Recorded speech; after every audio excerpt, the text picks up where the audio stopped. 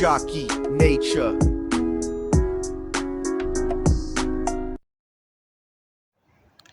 السلام عليكم. ديجا زكي ناطير معكم توجور. رانا سلكنا موجتنا الساقعة الحمد لله اللي ضربتنا أسبوع كامل تاع ساقير. وكو عارفين الساقع إذا كان نباتات أزهروا سما قضية عليهم، قضية الأمر. الحمد لله احنا غطينا واش قدرنا نغطيو.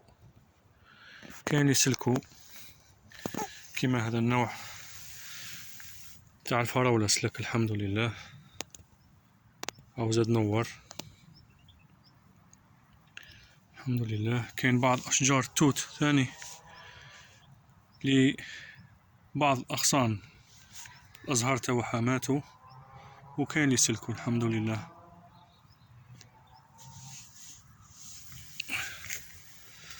هذا النوع من الفراولة ثاني الحمد لله سلك. هذا ثاني، هذا ما غطيناش لكن مقاوم البرودة. كناش نستناو فيه يقاوم بهذا الشكل الحمد لله.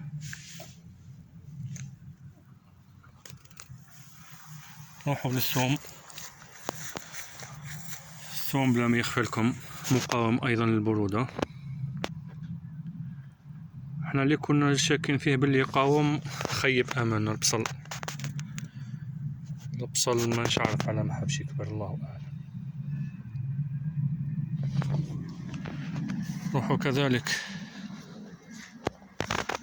الباذنجان فضلنا نخليوه مغطي، ما حبيناش نكشفو عليه لأن نباتات مازالها صغيرة ونخافو كش ما ضرب موجة ساقعة أخرى ونخسرو، لأن درنا واحد النوع من الباذنجان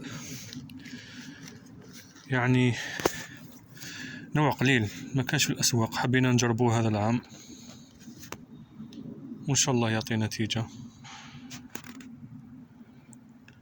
غدوة إن شاء الله حنقومو بغسل البطاطا. حسينا باللي نتفات بعض الشيء. غدوة إن شاء الله هاي المساحة اللي خصصناها للبطاطا، كل هذه المساحة غدوة نبدأ إن شاء الله عملية الغرس. أيضا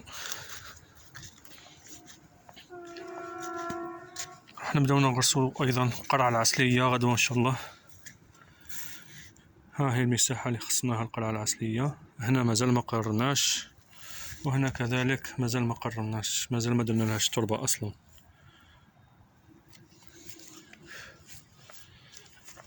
نروحو نشوفو البيت بلاستيكي.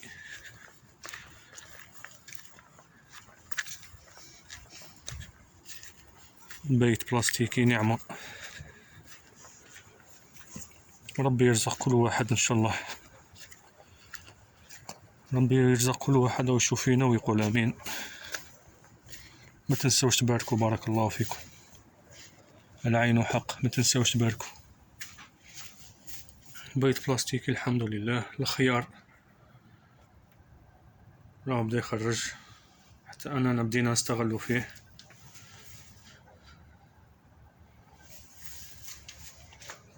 كذلك الفراولة، طماطم هذا النوع عندنا واحد اثنين ثلاثة أربعة خمسة 15 نوع تاع طماطم، أنواع مختلفة. الفلفل أيضا، الفلفل الحلو والفلفل الحار.